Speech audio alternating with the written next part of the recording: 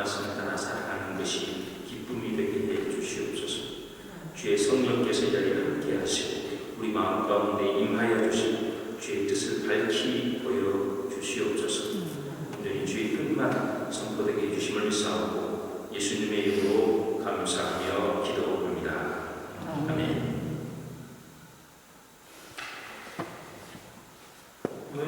저는 야고보서 신약성경 야고보서 3장 13절에서 18절에 있는 말씀을 통해서 위로부터 오는 지혜라는 제목으로 함께 은혜를 나누기를 원합니다. 우리는 예수를 믿음으로 말미암아 구원을 받은 사람들입니다. 죄로 인해서 죽을 수밖에 없는 죄인들에게 우리 스스로는 아무것도 할 수 없을 때에 하나님께서 먼저 우리를 사랑하셔서 독생자 예수 그리스도를 보내주시고 십자가를 지게 하시고 그래서 우리의 죄가를 다 용서해 주셨습니다.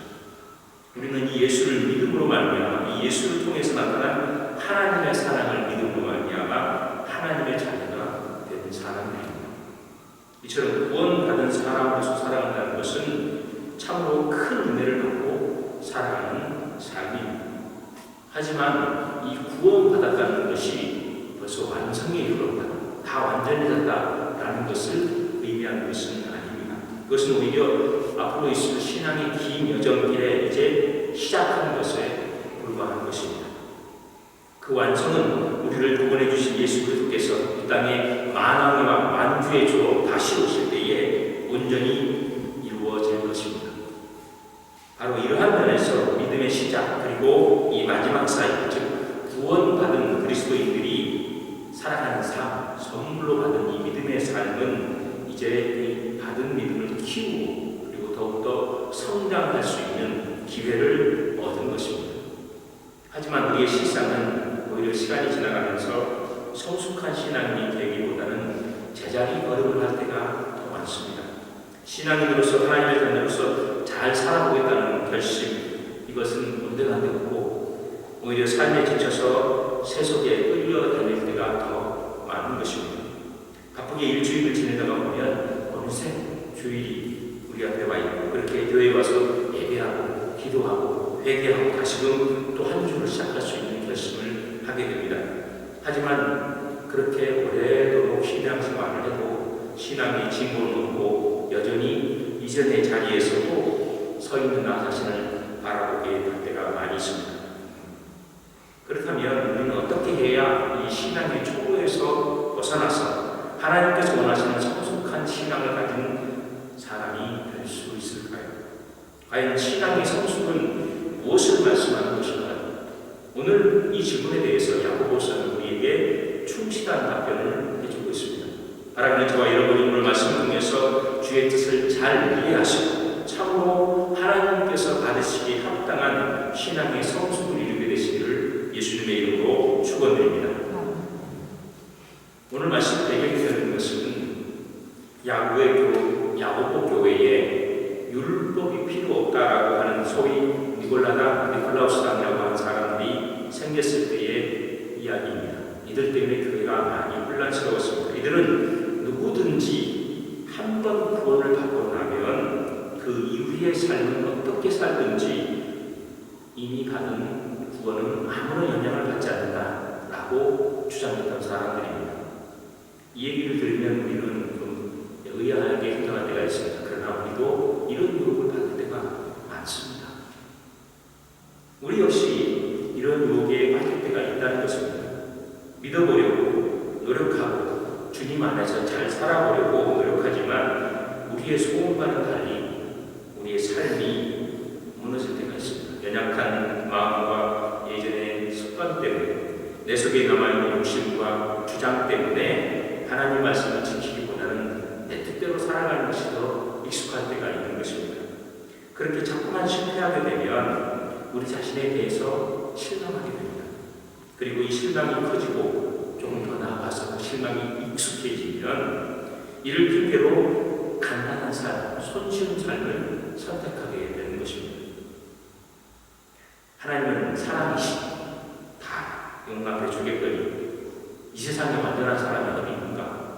다 실수하고 사는 것이다. 그렇게 사는 것은 율법주의다 이렇게 우리 마음을 의용하면서 우리의 신앙을 정당화하는 것입니다.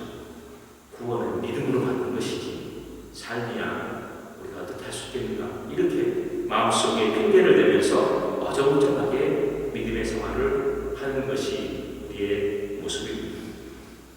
그러나 이러한 모습에 대해서 오늘 야고보 사도는 행함이 없는 믿음은 죽은 믿음이며 하나님을 믿고 구원을 받는 사람은 반드시 그의 합당한 삶의 결과가 나타난다고 말씀하고 있습니다. 이 말씀 들으면 우리의 가슴이 뜨끔해집니다. 그리고 하나님 말씀대로 살아야 되는데 나는 그렇게 못하니 이를 어찌하고 마음에 경계가 되기도 하는 것입니다. 야고보 사도가 믿음으로 소위 은혜로 구원받는 사실을 몰랐을 리가 없는 겁니다. 야고보 사도 역시 은혜로 구원받는다는 사실을 분명히 누구보다도 잘 알고 있었던 예수님의 제자였습니다. 그러나 이 야고보 사도가 깨닫고 있었던 것은 은혜로 구원받았다는 그 삶이 믿음 생활의 전부가 아니라는 것입니다. 그것은 오히려 한 부분 또는 시작을 얘기하는 것이라고 야고보 사도는 이해하고 있었습니다. 신앙은 정체되어 있는 것이 아니라 마치 유기체처럼 살아 움직이고 성장하는 것이기에 믿음이 있다면 그 믿음의 증거로서 삶의 열매가 맺힐 수밖에 없다라고 야고보 사도는 주장했던 것입니다. 믿음이 있으면 그 믿음은 살아 움직여서 증거를 만들어낸다는 것입니다. 특히 이 니골라당은 자신들의 주장이 옳고 다른 사람들은 다 틀렸다라고 얘기했던 사람들입니다. 그 결과 교회 안에 분열과 분쟁이 생겼고 결국 교회가 해체될 위기에 놓였던 것입니다. 이렇게 망가지는 교회의 모습을 보면서 야고보 사도는 홍련한 심정으로 본문의 서신을 보내게 되었습니다. 오늘 본문 13절에 있는 말씀입니다. 너희 중에 지혜와 총명이 있는 자가 누구냐? 그는 선행으로 말미암아 지혜의 온유함으로 그 행함을 보일지니라. 야고보 사도는 지금 교회에서 문제를 일으키고 있는 사람들이 지금 심각한 오류를 범하고 있다고 비판하면서 이렇게 묻습니다. 너희들이 지금 스스로 선생이 되었고 또 너희들이 외치는 주장만 옳다라고 하는데 그렇다면 그 가르침의 정당성, 그 가르침의 확증을 보여라, 그 증거를 보여라 라고 얘기하고 있는 것입니다. 그런데 실제 드러난 현상은 가르침에 대한 행함과 결과는 없었고 오히려 교회의 분쟁과 다툼이 일어났던 것입니다. 때문에 그들의 주장이 얼마나 올바른 것인지 또 진짜 지혜라고 말할 수 있는 것인지 사도 바울은 하도 지금 야고보는 강력하게 그들을 비판하고 있었던 것입니다. 14절에서 야고보 사도는 또한 이렇게 얘기합니다. 그러나 너희 마음속에 독한 시기와 다툼이 있으면 자랑하지 말라. 진리를 거슬러 거짓말하지 말라.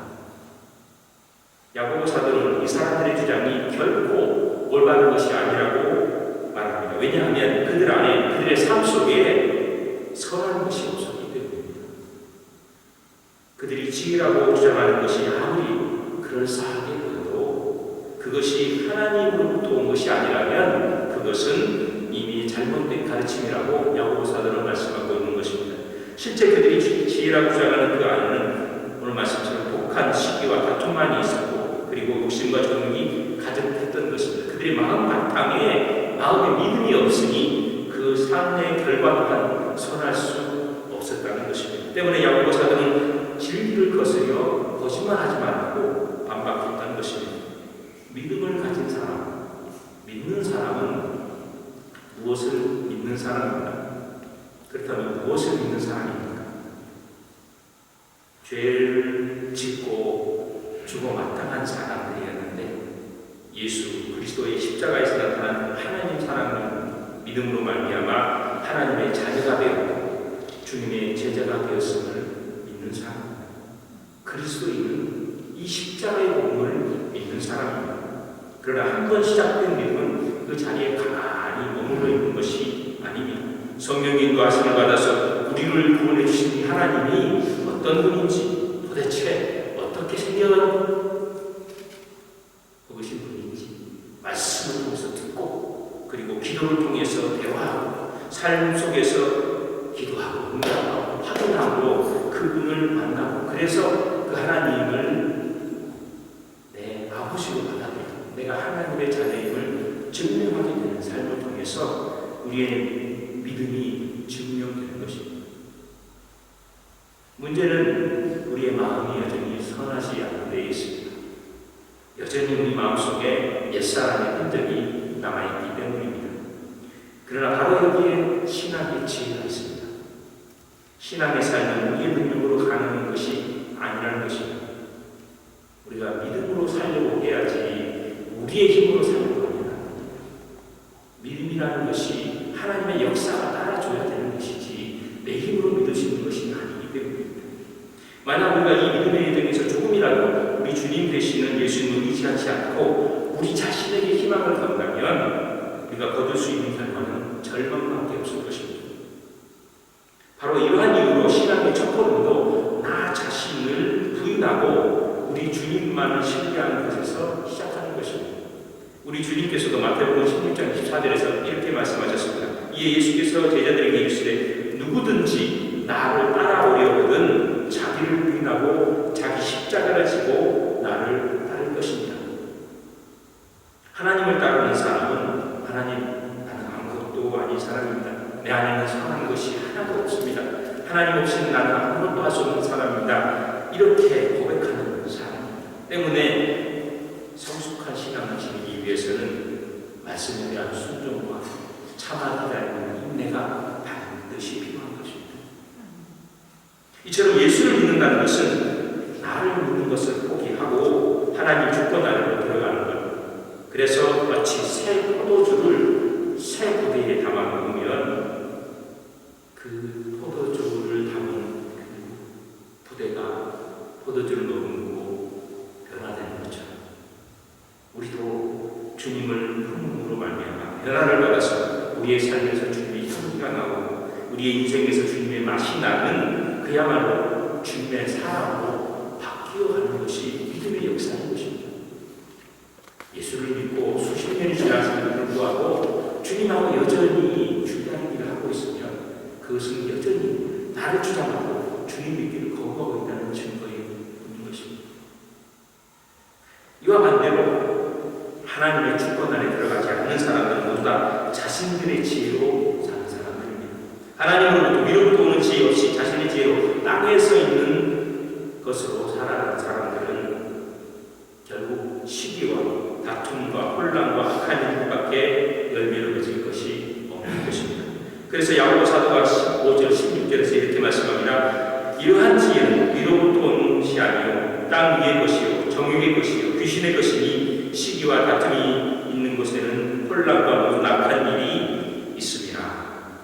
하늘로부터 온 것이 아니라 내 속에서 나온 결과는 오직 시기와 다툼 그리고 혼란과 악한 일이라는 것입니다. 우리가 여전히 나 자신을 주장하고 나 자신의 오르만을 고집한다면 구원의 역사는 결코 시작되지 않을 것입니다. 시작점에서 멈춰버릴 것입니다. 왜냐하면 위로부터 내려오는 하나님의 지혜가 있지 않는 한 선한 결과를 낼 수 없기 때문입니다. 자기 생각으로 자기 마음대로 살아가니까 자기의 생각이 있는 것을 주장만 하니까 교회라고 하는 주님의 공동체에도 분쟁이 생기고 악한 열매가 맺히게 되는 것입니다. 그렇다면 우리는 어떻게 해야 합니까? 이 얘기 아니다. 오늘 말씀은 위로부터 오는 지혜가 우리에게 필요하다고 말씀하고 있습니다. 성경 오늘 말씀 17절에서 18절에 있는 말씀입니다. 오직 위로부터 난 지혜는 첫째 성결하고 다음에 화평하고 관용하고 양순하고 긍휼과 선한 열매가 가득하고 편견과 거짓이 없나니 화평하게 하는 자들은 화평으로 시며 의의 열매를 거두느니라. 위로부터 난 지혜를 야고보 사도는 성결, 화평, 관용, 양순, 긍휼, 선한 열매가 가득한 것 그리고 편견과 거짓 없음이란 8가지로 말씀하고 있습니다. 그러나 이 모든 것을 딱 한마디로 요한계시서 18절에 화평하게 하는 자라고 요한계시서 정의합니다. 위로부터 온 지혜는 화평하게 하는 자라는 것입니다. 오늘 말씀에서 언급한 이 화평이라고 하는 것은 단순히 아무 일도 없는 평안한 상황을 이야기하는 것이 아닙니다. 오히려 내가 맞닥뜨리고 있는 상황, 상대와 어떤 관계에 있느냐라는 것을 표현하고 있습니다. 화평은 그 사람이 무엇을 가지고 있느냐 또는 그 사람의 지위가 어떠하냐를 말하는 것이 아닙니다. 이와 관련해서 하나의 비유를 들자면 어린아이의 품에 안겨 있는 아기,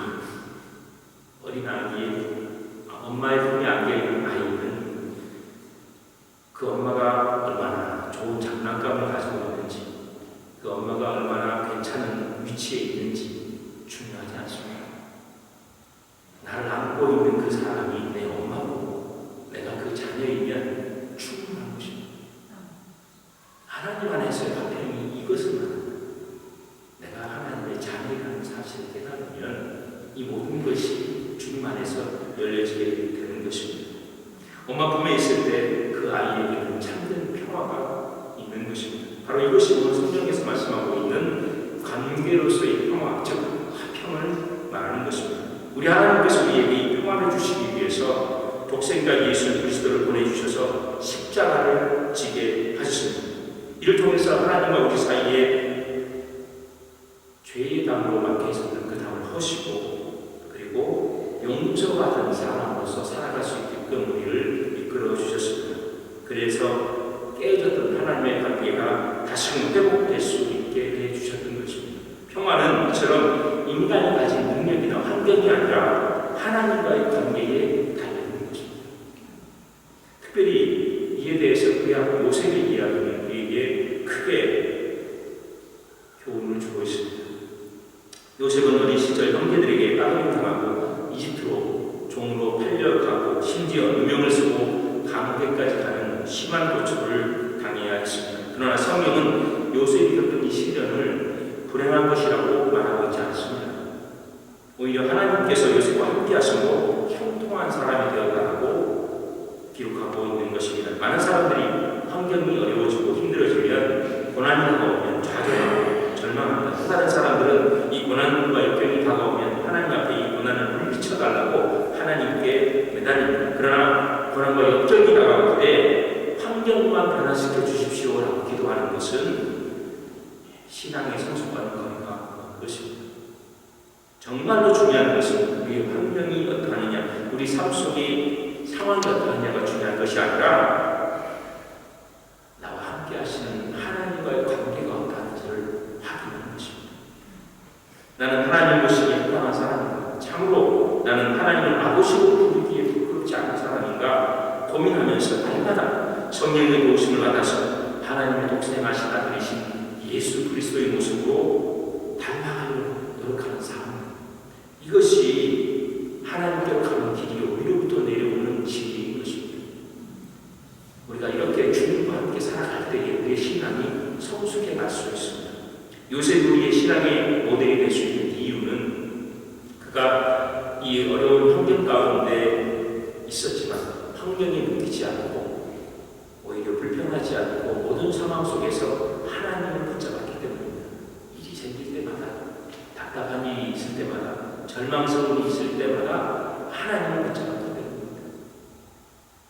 그리고 자신의 것을 하나님께 맡기고 하나님을 의지하고 그 하나님을 바라고 그 모든 고난을 통과해 갈 수 있었던 것입니다. 그 결과 요셉의 마음에는 이 세상이 줄 수 없는 평화가 깃들 수 있었습니다. 하나님과의 평화가 그 마음에 내려왔던 것입니다. 창세기 45장 5절은 이 평화를 누린 사람의 결과가 어떠한지 보여줍니다. 당신들은 나를 이곳에 팔았다고 해서 근심하지 마소서, 한탄하지 마소서. 하나님이 생명을 구원하시려고 나를 당신들보다 먼저 보내셨나이다. 요셉이 그를 시기하고 미워해서 심지어 자기를 팔아서 죽이려 했던 형제들을 용서할 수 있었던 것은 요셉이 자유롭고 사랑이 많은 사람이어서가 아니라 하나님께서 주신 놀라운 평화가 그의 마음 가운데 자리하고 있었기 때문입니다. 그래서 요셉은 오늘 그가 서 있는 그 자리가 자신의 힘이나 자신의 능력으로 된 것이 아니라 하나님께서 나의 삶의 주인이 되어주셔서 이끌어 주셨음을 확인하고 있는 것입니다. 때문에 그의 형제들이 그를 미워해서 노예를 팔았던 그 악한 행위조차도 하나님께서 그를 형제들보다 미리 이집트로 보내서 그들을 뽑게 하셨다고 고백할 수 있었던 것입니다. 그 결과 요셉의 형제들은 참된 회개의 길을 찾을 수 있었고, 그리고 요셉과 형제들은 다시금 한 형제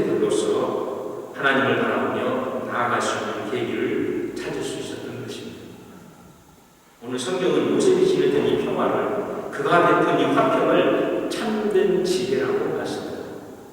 예수를 믿는 사람은 죽은 죄인이 하나님 앞에 하는 은혜를 통해서 용서받는 사람입니다. 그 믿음이 살아 움직이면 우리 삶 속에서 화평과 화해의 역사가 있어야 된다는 것입니다. 그런데 거꾸로 교회에서 분쟁이 있고 다툼이 있고 미움이 있었다는 얘기입니다. 그러면 거기에 주님이 계시지 않는다는 이야기입니다. 야고보 사도가 오늘 지적한 것이 바로 이것입니다. 우리 안에 하나님과의 화평이 있는가? 그게 진짜로 확실한가? 그러면 우리 삶에도 화평이 있는 데가 있어야 하지 않겠는가? 왜 다툼이 있고 왜 분쟁이 있는가? 이것을 야고보 사도가 위로부터 온 지혜라고 하는 말씀을 통해서 우리에게 가르쳐주고 있는 것입니다. 오늘 성경은 요셉이 베풀었던 이 지냈던 평화 그리고 그가 베풀었던 화평을 참된 지혜라고 말씀하고 있습니다. 사람이 생각에서 나오는 일시적인 평화가 아니라 사람들끼리 이루어낸 우연한 합의가 아니라 하나님과의 관계의 회복을 통해서 이루어진 평화가 의의 열매를 맺게 하는 위로부터 내려오는 지혜라고 성경은 말씀하고 있는 것입니다. 말씀을 정리하고 마치겠습니다. 신앙생활에 있어서 가장 중요한 것은 나의 환경이 잘 되고 있는가? 내 삶이 평안한가? 이것이 아닙니다. 그거보다도 더 중요한 것은 나를 구원해 주신 하나님과의 관계가 올바르게 되어 있는가? 그 하나님과의 관계가 제대로 되어 있는가가 더 중요한 문제인 것입니다. 그리스도인은 본래 죄로 인해서 죽을 수밖에 없는 사람들이었는데 십자가 공을 통해서 구원받았음을 믿는 사람들이기 때문에 그리스도인의 삶은 용서받은 의인으로서의 삶을 살아가고 있는 것입니다. 나 자신 섬기기를 멈추고 하나님 뜻에 순종해서 하나님의 뜻 안에 나를 맡기고 주님과 함께 살아가고 그분을 섬기게 될 때 내 마음속에는 하나님과의 진정한 평화가 이루어지게 되는 것입니다. 나아가 이 평화가 우리 속에서 넘칠 때 우리는 우리 이웃에게 우리의 함께 가는 사람들과 함께 그리고 세상을 모르는 이 세상을 향해서 하나님의 평화의 소식을 전할 수 있게 되는 것입니다. 이것이 오늘 성경에서 말씀하고 있는 신앙의 성숙이고 신앙의 성장인 것입니다. 이처럼 믿음은 나의 내면을 변화시키고 그리고 나아가 우리의 삶 전체를 변화시킵니다. 비록 우리가 날마다 우리 연약함 때문에 자주 넘어지지만 우리 주님은 성령과 함께 하셔서 우리가 주님으로부터 구원받고 용서받았다는 사실을 날마다 확인해 주시고 이를 통해서 하나님을 향해서 두고두고 걸어갈 수 있게끔 우리를 도와주시는 것입니다. 바로 이러한 이유로 야고보 사도는 우리 삶 속에 살아있는 믿음의 증거가 없다면 그것은 우리 안에 믿음이 없는 증거라고 말씀하고 있는 것입니다. 바라기는 저와 여러분 모두 오늘 말씀을 기억하시고 위로부터 내려오는 이 하나님의 지혜를 받아서 하나님과 화평하게 되시길 그래서 그 결과로서 주님의 평화를 내 주위 이 세상 모두에게 전하는 그래서 의의 열매를 많이 맺는 주님의 참된 제자가 되시기를 예수님의 이름으로 축원드립니다. 잠시 기도하겠습니다. 사랑이 많으시고 풍성하신 우리 아버지 하나님 감사합니다. 하나님 말씀에 묻기보다는 내 주장이 앞서고 내 생각이 앞설 때가 너무나도 많습니다. 예수를 믿어서 죽을 사람이 살았는데 주님 뒷전에 두고 내가 앞서서 살았습니다. 하나님 용서해 주시옵소서. 우리가 주님 앞에서 받은 은혜를 생각하면 주님 앞에 무릎을 꿇고 주님의 뜻을 쫓아 살아가기를 맞이하지 않아야 것입니다. 하나님 오늘도 주 앞에 무릎을 꿇고 나아갑니다. 하나님 말씀에 순종하기를 원합니다. 성령께서 오셔서 우리를 이끌어 주셔서 우리 마음 가운데 세상이 줄 수 없는 이 평화가 넘쳐나게 하시고 주님의 이 평화의 능력으로 우리의 삶이 변화할 수 있도록 주께서 역사해 주시옵소서. 하나님의 놀라운 이 은혜가 우리 삶 속에 넘쳐나는 것을 눈으로 보고 증거할 수 있도록 우리를 이끌어 주시옵소서. 예수님의 이름으로 감사하며 기도합니다. 찬송가 449장 우리 함께 찬양하시면서 응원을 제가 하겠습니다.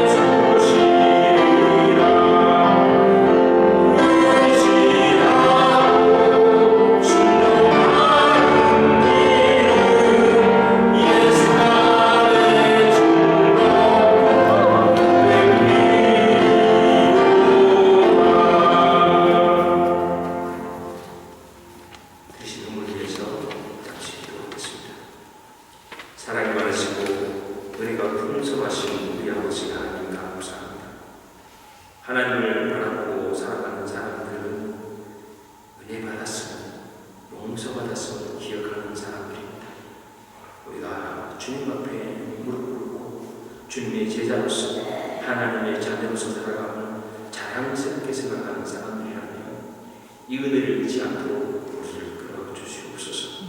우리 삶 속에서 이 은혜가 넘쳐나게 해 주시옵소서.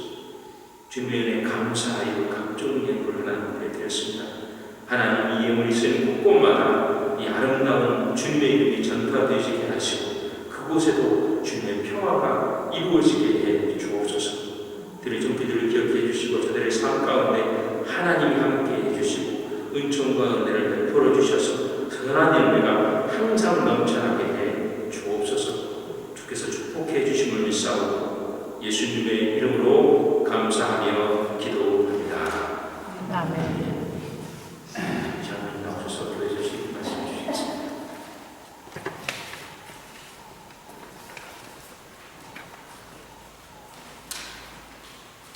교회 주신 말씀 드리겠습니다.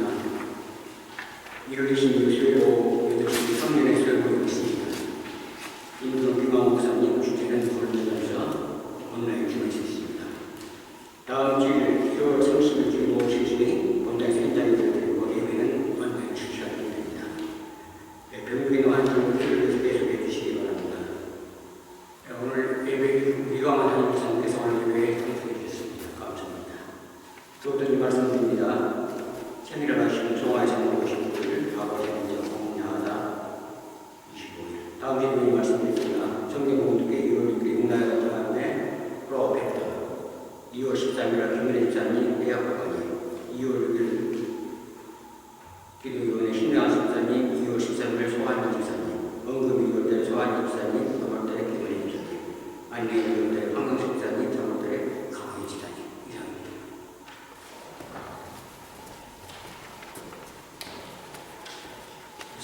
다 같이 서셔서 찬송가 390장 함께 찬양하시겠습니다.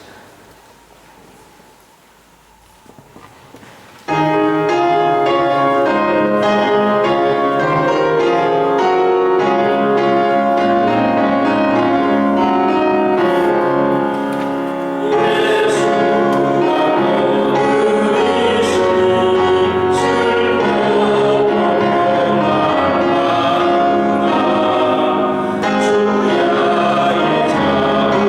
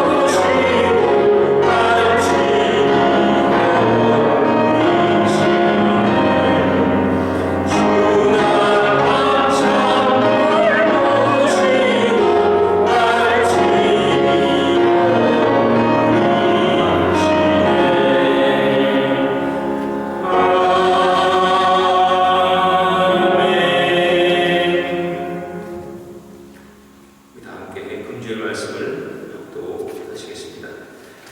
오직 위로 나는 지혜는 첫째 성결하고 다음에 화평하고 관용하고 양순하며 긍휼과 선한 열매가 가득하고 편견과 거짓이 없나니 화평하게 하는 자들은 화평으로 심어 의의 열매를 거두느냐. Die Weisheit aber um oben her ist zuerst lauter, dann friedfertig, gütig, lass sich was sagen, ist reich an Barmherzigkeit und guten Früchten, unparteiisch, ohne Heuchelei. Die Frucht der Gerechtigkeit aber wird gesät in Frieden für die, die Friedens liebten. Amen. 아멘.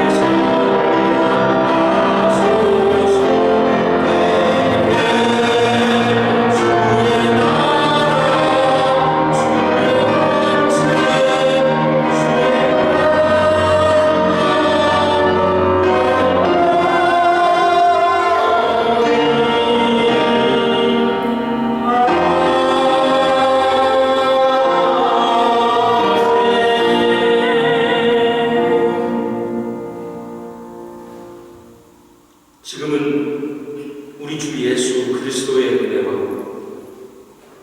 아버지 하나님의 극진하신 사랑하심과 성령님의 감화감동 충만케 하심과 교통하심, 날마다 주의 은혜를 기억하고 평화의 자로서 화평케 하는 삶을 살아가는 주님의 성도들의 삶 가운데 지금부터 영원토록 함께 하실지어다.